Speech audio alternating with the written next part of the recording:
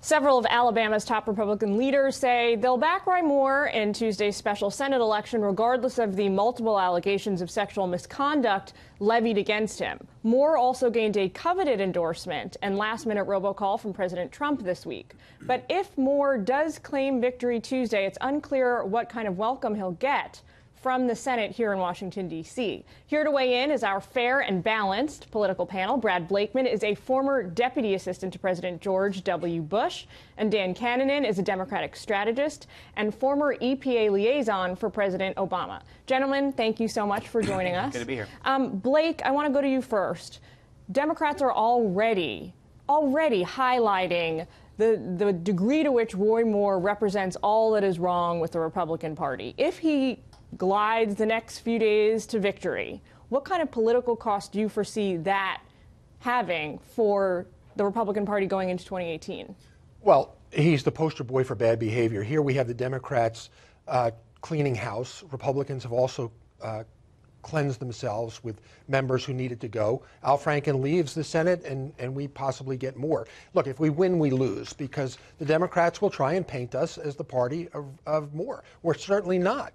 And when Moore does arrive in Washington, if that's the case, he will not be welcomed by a throng of people. What he would be welcomed with is an ethics investigation, which, of course, we all know drags on.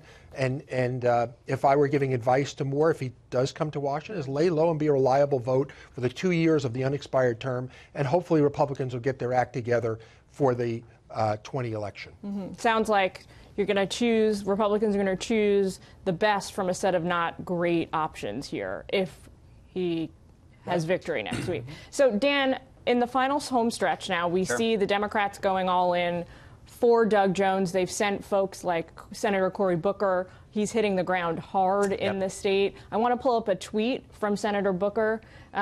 He says, I'm in the United States Senate, and I don't want to be next to you wondering if Senate pages will be safe from your advances. Your bigotry, ignorance, and hate has no place in the Senate. I'm going to my ancestral home state of Alabama today to lend a hand in defeating you.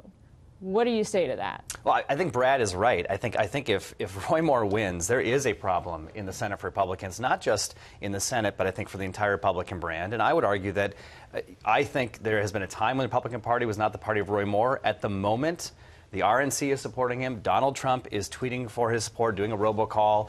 The leadership of the party is actively endorsing and working for this candidate. And there are options Mitch McConnell has. They can expel him with a 2/3 vote. They could deny him committee assignments. They could immediately have an ethics investigation. I doubt they'll pursue those options with any vigor, because they will want that reliable vote, and they will really be loath to spark a riot from the Trump base against them, and they don't want to face those consequences. And the party hasn't always been all in behind Roy Moore either. We have to keep in mind, at certain points in this race, it seemed like the president was really out on a limb, sometimes completely alone in his defense of the candidate. Well, the party is not all in on Moore. Well, and you can argue, some folks are arguing they now are, I think, to kind of save face at the end of this race. I agree with you, Brad, that his candidacy all along has highlighted the rift. So let's remember that when Donald Trump had the tape come out, the Access Hollywood tape, and everyone in the world thought that he was certainly going to lose, you had Republicans calling for him to pull out of the race because it was unacceptable for him to even be a candidate, much less president. But then the minute he won, flipped the script. I think that's going to happen with Roy Moore as well. Isn't it a victory for the president in a certain sense that he's even in the race, that Moore remains in the race today? Well, it's a blessing and a curse for the administration, because we're going to have to deal with this guy, both in the Senate, his colleagues, and the White House. And it's not going to be a happy time.